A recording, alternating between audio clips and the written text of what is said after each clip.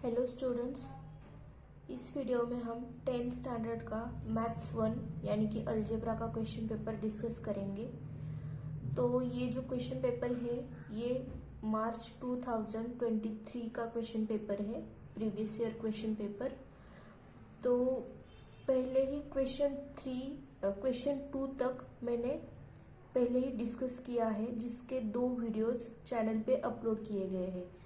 तो हम इस वीडियो में अब क्वेश्चन 3 डिस्कस करने वाले हैं, ठीक है। तो कुछ बच्चे हैं जो डायरेक्टली ये वीडियो देखते हैं, मतलब थर्ड वाला वीडियो देखते हैं और बोलते हैं कि आपने तो पहले वाले क्वेश्चन सॉल्व ही नहीं करवाए और आपको मतलब पहले वाले क्वेश्चन आपको शायद आते ही नहीं है या फिर आपको आता नहीं है तो आप करवाते क्यों हो, इस तरह के कमेंट्स आते हैं बच्चों से। तो मैं रिक्वेस्ट करूँगी कि आप पहले जाके प्लेलिस्ट ठीक से देख लो। 10 की प्लेलिस्ट बनाई है जिसमें 30+ वीडियोज अपलोड किए गए हैं अब तक, ठीक है। और पहले के 2 वीडियो भी है चैनल पे। अब ये 3rd वीडियो बनने वाला है क्वेश्चन 3 पे, ओके। तो हम कंटिन्यू करते हैं।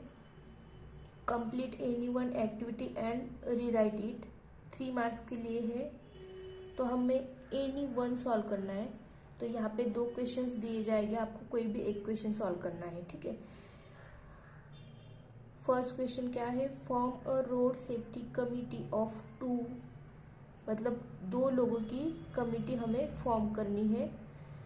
फ्रॉम 2 बॉयज एंड 2 गर्ल्स, ठीक है। बॉयज कितने हैं, 2, B1 और B2 बोला है बॉयज को, और गर्ल्स को G1 एंड G2।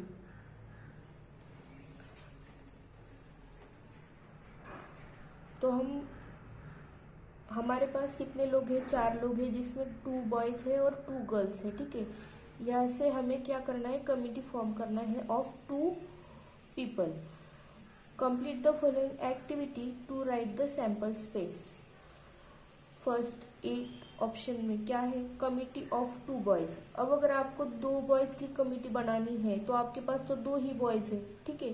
तो आपको इन दोनों को लेना होगा और दोनों को लेके एक कमिटी फॉर्म हो जाएगी। तो आप B1 एंड B2 ये ले सकते हो, ठीक है। अब दूसरी कोई कमेटी फॉर्म हो सकती है क्या 2 बॉयज लेके, नहीं, क्योंकि यहाँ पे 2 ही बॉयज है, दोनों को हमने ले लिया। तो हो गया committee of 2 boys B1 B2। Committee of 2 girls, तो 2 गर्ल्स लेनी, यहाँ पे 2 ही है तो ले लो G1 एंड G2। तो इस तरह से कमिटी ऑफ 2 गर्ल्स फॉर्म होगी G1 G2, ओके। यहाँ पे एक ही कमिटी मिल गई है हमें, मतलब एक ही कमिटी फॉर्म कर पाए हैं हम। यहाँ पे भी हम एक ही कमिटी फॉर्म कर पाए हैं, ठीक है। उसके बाद बोला है committee of 1 boy and 1 girl, ठीक है। हमें एक बॉय लेना है और एक गर्ल लेना है।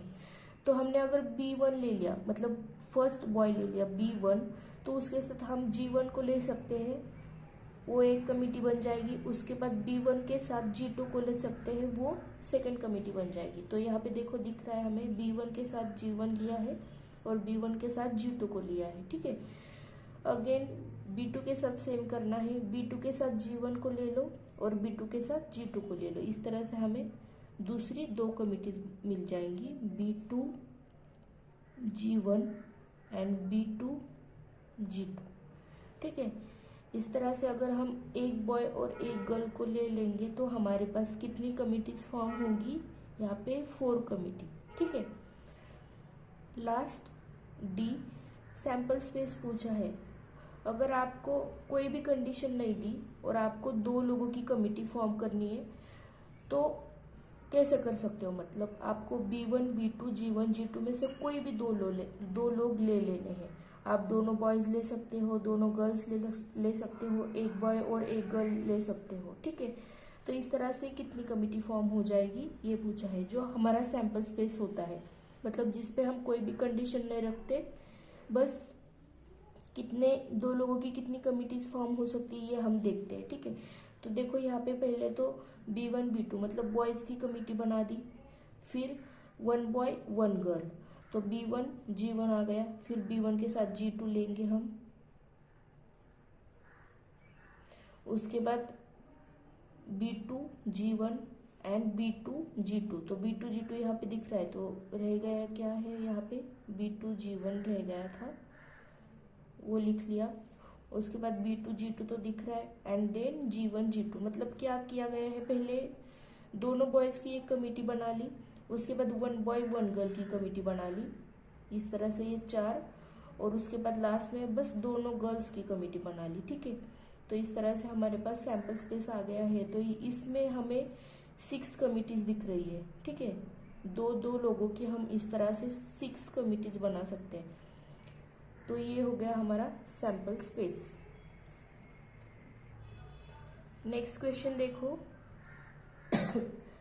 Fill in the boxes with the help of given information. यहाँ पे आपको tax invoice of service provided एक सैंपल दिया है, food junction Khed Shivapur Pune. Okay, ये आपके पास एक सैंपल है। ठीक है, तो यहाँ पे आपको जो ब्लैंक स्पेसेस है वो फिल करनी है। ओके, तो ये फूड आइटम्स है, quantity and rate, then taxable amount, मतलब टैक्सेबल अमाउंट मतलब जिस अमाउंट पे टैक्स लगेगा वो। Okay, and CGST and ESGST। तो पहले तो आपको ये बात याद रखनी है यहाँ पे कि आपका CGST और ESGST का रेट सेम होता है। ठीक है, CGST is equal to ESGST होता है, ये बात आप पहले तो याद रखो। CGST is equal to ESGST होता है। ठीक है, तो इसी बात से आपके यहाँ पे सारे क्वेश्चन सॉल्व होने वाले हैं। ठीक है, तो अगर यहाँ पे 2.5% है तो यहाँ पे भी 2.5% होगा। तो देखो यहाँ पे तो दिया गया है पहले, अगर 2.5% इज इक्वल टू 0.50 रुपीज़ है, ये तो परसेंट में दिया गया है और ये रुपीज़ में। ठीक है, इस अमाउंट का 2.5% निकालोगे आप तो 0.50 आएगा। ओके, तो 2.5% इज ESGST ऑल्सो 2.5%, तो ये भी कितना आएगा आपका 0.5 रुपीज़। ओके, अब यहाँ पे देखो ESGST 2.5%, तो आपका CGST भी क्या होगा 2.5%, यहाँ पे मैंने बोला है। ओके, दोनों के रेट सेम होंगे, तो ये 2.5% है, इसलिए ये भी 2.5% होगा। और अब यहाँ पे क्या दिख रहा है आपको, 2.5% इज इक्वल टू 0.25, तो यहाँ पे भी 2.5% इज इक्वल टू क्या आएगा 0.25। ये रुपीज में दिया है। ठीक है, this is in rupees and this is the rate. उसके बाद यहाँ पे भी देखो 2.5% है, यहाँ पे भी 2.5% है, तो यहाँ की 2.5% की वैल्यू क्या है 3 रुपीज, तो यहाँ पे भी कितने आएंगे ₹3। ओके, अब देखो यहाँ पे इसके एडिशन की गई है, 0.50 plus 0.25 plus 3 is equal to 3.75, तो यहाँ पे भी क्या आ जाएगा ये ₹3.75। ठीक है, इस तरह से ये कॉलम तो हो गए। तो ये जो ब्रैकेट है यहाँ पे कितना आएगा 120, क्यों, क्योंकि रेट 60 है आपका लेकिन क्वांटिटी 2 है। ठीक है, 2 आइटम लिए गए हैं आपके 60 रुपीज ईच, तो 60 इंटू 2 कितना होगा 120, तो आपका टैक्सेबल अमाउंट यहाँ पे क्या आ जाएगा 120। तो यहाँ देखो 20 प्लस 10 प्लस 120 कितना आएगा 150।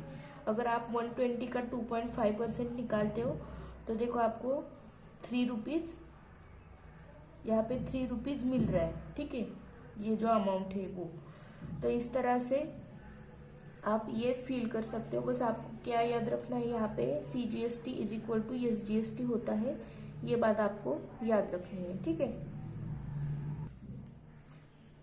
क्वेश्चन 3 में B सब क्वेश्चन है, सॉल्व द फॉलोइंग सब क्वेश्चंस एनी 2 बोला है फॉर 6 मार्क्स, मतलब each question is for 3 marks. ठीक है, solve the following simultaneous equation using Cramer's rule. तो यहाँ पे हमें क्या करना है, क्रैमर्स रूल यूज करना है। तो यहाँ पे जो इक्वेशंस दिख रहे हैं आपको 4m + 6n is equal to 54 and 3m plus 2n is equal to 28। तो इसको कंपेयर करो पहले तो a1, अब यहाँ पे देखो हम x और y को वेरिएबल कंसिडर करते हैं, तो हम क्या लिखते हैं a1x plus b1y is equal to c1। तो यहाँ पे तो हमारे वेरिएबल m एंड n है, ठीक है। तो आपको थोड़े से चेंजेस करने आने चाहिए। a1m plus b1n is equal to c1 लिखोगे, और यहाँ पे a2m plus b2n is equal to c2 लिख लो। तो अब कंपेयर करेंगे हम, हमें वैल्यूज मिल जाएंगी। Compare this equation with the given following equations, then आपको वैल्यू मिल जाएगी। क्या है, a1 is 4, b1 is 6, c1 is 54। यहाँ पे a2 is 3, b2 is equal to 2 and c2 is equal to 28। अब आपको क्रैमर्स रूल यूज करना है। तो क्रैमर्स रूल क्या है, आप फाइंड करते हो d, देन अब हमने x की जगह क्या लिया था m एंड y की जगह क्या लिया था n लिया था, ठीक है। तो अब उसी तरह से चेंज करना है आपको। यहाँ पे जो आप dx लिखते हो तो dx की जगह dm लिख लो और dy की जगह dn लिख लो। कुछ नहीं किया मैंने, बस वेरिएबल्स थोड़े से चेंज किया। ये याद रखो आप, मतलब ये समझ लो x की जगह m आया है और y की जगह n आया है। तो यहाँ से आपको इस तरह से चेंजेस करने हैं। तो d की वैल्यू कैसे निकालते हैं हम, a1 b1 a2 b2। dm की वैल्यू कैसे निकालते हैं हम, c1 यहाँ पे c2 और यहाँ पे b1 b2। एंड यहाँ पे क्या आ जाएगा, a1 a2 c1 c2, ठीक है। तो ये वैल्यूज हमें फाइंड करनी है अभी। तो करते हैं फाइंड। 4 6 3 2 इज इक्वल टू, देखो 4 2 जा 8 माइनस 6 3 जा 18। तो ये वैल्यू क्या आ गई आपकी -10। dm की वैल्यू देखो, c1 54, b1 की वैल्यू 6, ये वैल्यू है 28 और ये वाली वैल्यू है 2। तो ये कर लो, क्या आ जाएगा 108 माइनस 168। तो ये वैल्यू क्या आ गई -60। कैसे आ रही है, सब्सट्रैक्ट कर रहे हैं हम यहाँ पे, और जो बड़ा वाला नंबर है, लार्ज नंबर है, उसका साइन देंगे हम आंसर को, ठीक है। इसलिए ये निगेटिव आ रहा है। इसके बाद dn की वैल्यू फाइंड करनी है। तो a1 is 4, c1 is 54, a2 is 3 and c2 is 28। तो ये फाइंड कर लो। देखो 28 इंटू 4 कितना होता है 112, माइनस 54 इंटू 3 कितना होगा 162। तो यहाँ पे भी हम सब्सट्रैक्ट करेंगे, और ये दोनों नंबर में से लार्ज नंबर कौन सा है 162। तो इसका साइन आएगा आपका आंसर को। तो यहाँ पे क्या आ जाएगा -50। अब आप वैल्यू निकालते हो। तो हमने जैसे कि x की जगह m रखा है, तो आप वैल्यू क्या निकालोगे, m की वैल्यू क्या होगी dm divided by d, and n की वैल्यू क्या होगी आपकी dn डिवाइडेड बाय d। तो वैल्यूज लिख लो यहाँ पे। dm क्या है आपका -60 डिवाइडेड बाय d इज -10, और यहाँ पे भी dn की वैल्यू क्या है -50 डिवाइडेड बाय d की वैल्यू क्या है -10। तो ये माइनस माइनस हो गया कैंसिल, 10 6 जा 60 और यहाँ पे 10 5 जा 50। तो इस तरह से आपको m एंड n की वैल्यू मिल गई है। क्या आई है 6 and 5 is the solution of given simultaneous equations. इस तरह से आपको पूरी लाइन लिखनी है, ठीक है। तो ये होगा आपका सॉल्यूशन। अब आप क्रॉस चेक कर लो कि आपका क्वेश्चन जो आपने सॉल्व किया है वो करेक्ट है या नहीं। तो क्या करना है, आपकी एम और एन की वैल्यू जो आई है वो किसी भी एक इक्वेशन में पुट कर लो। तो अगर आप इस इक्वेशन में पुट करते हो, सेकंड इक्वेशन में देखो एम की वैल्यू पुट कर ली और एन की वैल्यू पुट कर ली, तो 3 × 6 कितना होगा 6 3 × 18 प्लस 2 इंटू 5 कितना होगा, 5 टू ज़ा 10, तो 18 प्लस 10 कितना आ जाएगा 28। तो आपका ये आपको यहाँ पे समझ में आ जाएगा कि आपने जो भी सॉल्व किया है वो आपका करेक्ट आंसर है। नेक्स्ट क्वेश्चन है second question, solve the following quadratic equation by formula method. तो फार्मूला यूज करना है। फार्मूला मेथड बोला है तो आपको फट से फार्मूला याद आना चाहिए। क्या है, x is equal to minus B plus और minus under root B square minus 4ac divided by 2a। तो अब ये हो गया फार्मूला। अब क्या करेंगे, हम इक्वेशन को कंपेयर करेंगे। X square plus 10x plus 2 is equal to 0। Compare this equation. देखो मैंने पहले से लिख के नहीं रखा है पूरा सॉल्यूशन और फिर एक्सप्लेन कर रही हूँ, ऐसा नहीं है। मैं स्टेप बाय स्टेप आपको लिख के दिखा रही हूँ ताकि आपको समझ में आ जाए कि हमें किस तरह से ये क्वेश्चन सॉल्व करने हैं। ठीक है, तो compare this equation with standard. अब जो भी मैं वर्ड्स यूज कर रही हूँ वो आपको एग्जाम में लिखने हैं। ठीक है, compare this equations with standard form of quadratic equation. क्या है standard form of quadratic equation, ax square plus bx plus c is equal to 0। तो यहाँ पे देखो a की वैल्यू आ जाएगी 1, b की वैल्यू आ गई 10 एंड c की वैल्यू आ गई 2। क्या किया हमने, कंपेयर किया इन दो इक्वेशंस को। अभी हमारे पास वैल्यू आ गई है।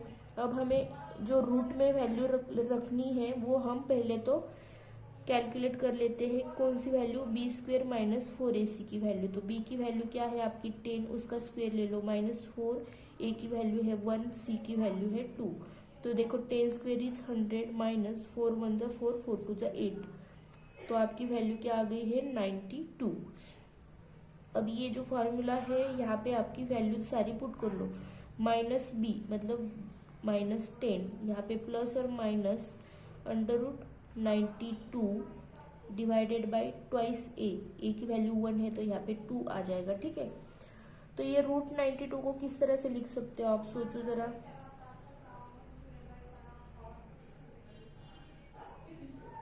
फोर बाहर निकाल सकते हो आप। ठीक है, तो किस तरह से देखो, -10 प्लस और माइनस, अगर 4 इंटू क्या कर लोगे इस तरह से। ठीक है, तो अब ये 4 को आप बाहर निकाल सकते हो। तो ये देखो -10 प्लस और माइनस, जब आप 4 को बाहर निकालते हो तो उसका रूट लेना है। तो क्या आ जाएगा 2, यहाँ पे अंडर रूट 23 डिवाइडेड बाई 2। अब 2 से डिवाइड कर सकते हो आप यहाँ पे, कैसे, तो 2 कॉमन निकाल लो ऊपर से। तो यहाँ पे 2 कॉमन निकल गया तो अंदर क्या बचेगा -5 प्लस और माइनस रूट 23। देखो मैंने यहाँ से 2 कॉमन निकाला तो यहाँ पे 5 बचा, और यहाँ से 2 निकाला तो रूट 23 बचा यहाँ पे, और नीचे ये 2 है। हमने क्या कर लिया, 2 को कैंसिल कर लिया। तो अब आपके पास क्या है, -5 प्लस और माइनस रूट 23। तो आपके तो 2 रूट्स है, तो 2 रूट्स कैसे, तो ये प्लस और माइनस साइन जो है वो अब अलग लिख लो। तो आपके रूट्स क्या आ जाएंगे, -5 plus root 23 and -5 minus root 23. These are the roots of given equation. ठीक है, these are the roots of given quadratic equation. क्या किया मैंने, एक बार प्लस ले लिया, एक बार माइनस ले लिया। ठीक से देखो फॉर्मूला, फिर यहाँ पे रूट में जो वैल्यू पुट करनी थी वो मैंने अलग से निकाल ली, 92 आ गई वो, बी स्क्वेयर माइनस 4ac की वैल्यू। इसे हम क्या बोलते हैं, डिस्क्रिमिनेंट बोलते हैं। डिस्क्रिमिनेंट यानी कि डेल्टा भी बोलते हैं इसको। ठीक है, अब x की वैल्यू जो है फॉर्मूला में हमने सारी वैल्यूज पुट कर ली, a b c की वैल्यूज। तो इस तरह से हमें ये मिल गया। तो इसे थोड़ा सा सिंप्लीफाई करना होता है, जो कि हमने 8th स्टैंडर्ड में सीखा है कैसे सिंप्लीफाई करते हैं। ठीक है, रूट को तो 4 इंटू 23 लिख लिया, फिर रूट 4 को बाहर निकाल लिया तो बाहर 2 आ गया। उसके बाद 2 को कॉमन लेके हमने इस तरह से ये सॉल्व कर लिया है। तो ये आपका क्या होगा, रूट्स होंगे इस इक्वेशन के। थर्ड क्वेश्चन क्या है, अ 2 digit number is form with digits 2, 3, 5, 7, 9 without repetition. Repetition नहीं किया है। What is the probability of the following events. तो पहले तो हमें सैंपल स्पेस निकालना होगा कि अगर हम 2 डिजिट नंबर फॉर्म करेंगे तो कितने नंबर्स बन सकते हैं और किस वे में।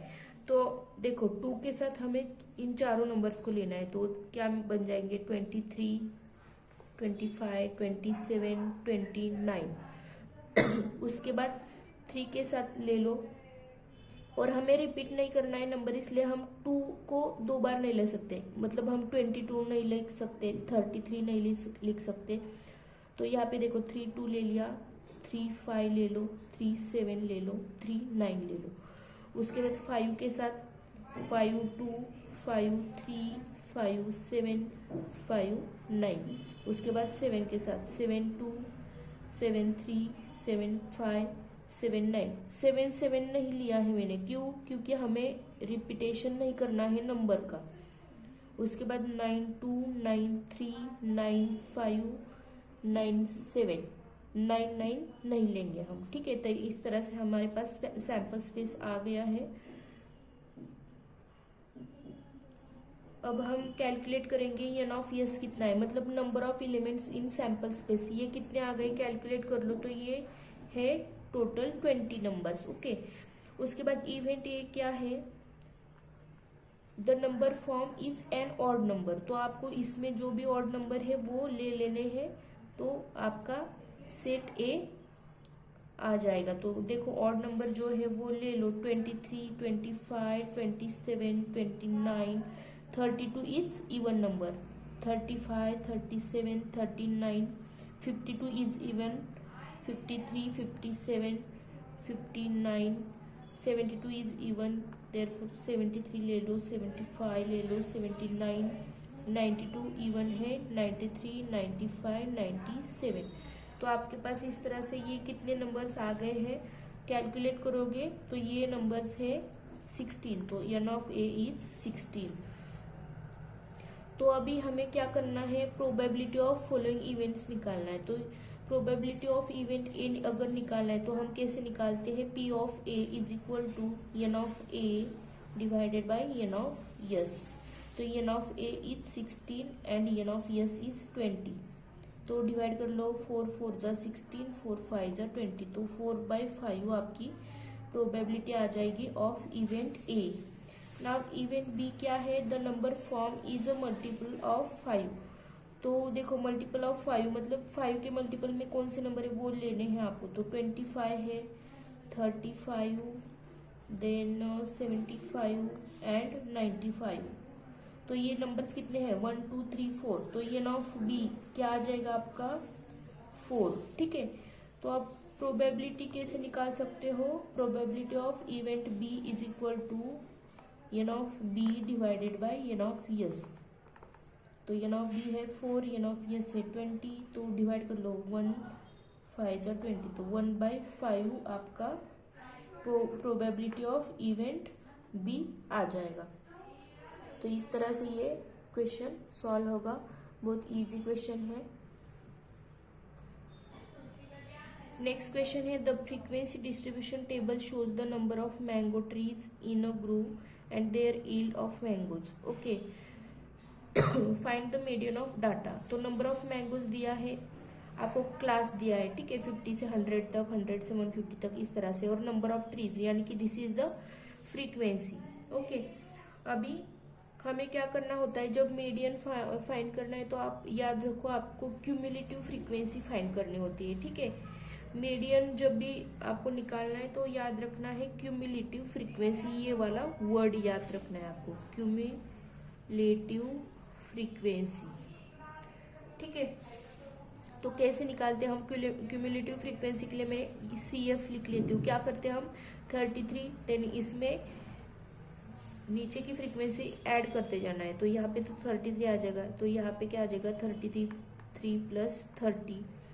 तो ये कितना हो गया 63। अब 63 में हम 90 ऐड करेंगे तो कितना आ जाएगा 153। अगेन 153 में हम 80 ऐड करेंगे तो कितना आ जाएगा 233 एंड 233 में हम क्या ऐड करेंगे 17 तो कितना आ गया ये 250। तो इस तरह से क्यूमुलेटिव फ्रीक्वेंसी आ गई है हमारी।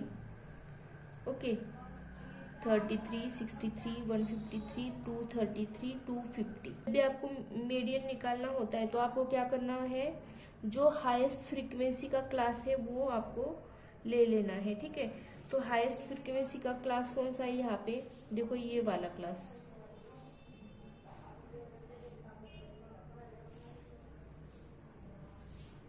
ठीक है।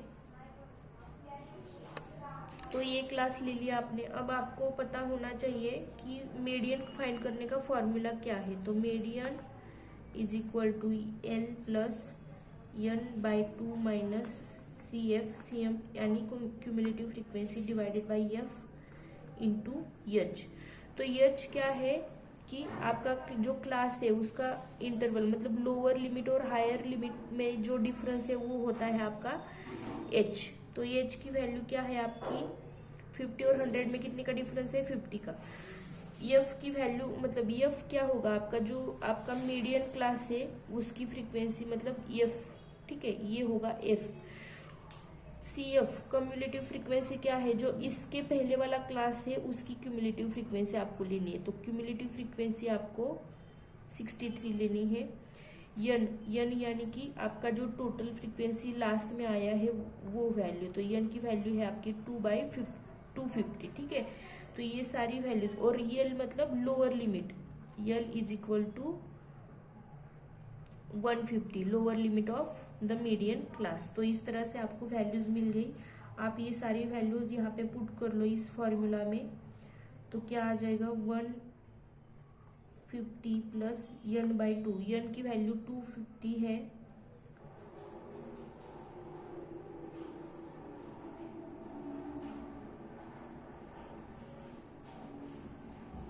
एन की वैल्यू है 250 बाई 2 माइनस क्यूमुलेटिव फ्रीक्वेंसी क्या है आपकी 63 इंटू हाइट क्या है 50, ये वैल्यू आपकी यल की वैल्यू है, डिवाइडेड बाई, यहाँ पे डिवाइडेड बाई एफ था, एफ की वैल्यू क्या है 90। तो ये ब्रैकेट अगर आप सॉल्व करते हो तो आपकी वैल्यू क्या आ जाएगी, देखो 250 डिवाइडेड बाई 2 कितना होगा 125, और 125 माइनस 63 कितना आ जाएगा 62, ठीक है, डिवाइडेड बाय 90 इंटू 50। तो अब ये 0 और 0 कैंसिल कर लो, और ये पूरा अगर आप सॉल्व करते हो तो क्या आ जाएगी वैल्यू 34.44। तो आपका आंसर क्या आ जाएगा 184.44। तो दिस इज द मीडियन, ठीक है, this is the median of the given data 184.44। तो ये हो गया आपके 3 क्वेश्चन कंप्लीट। नेक्स्ट वीडियो में हम क्वेश्चन 4 डिस्कस करेंगे, ठीक है।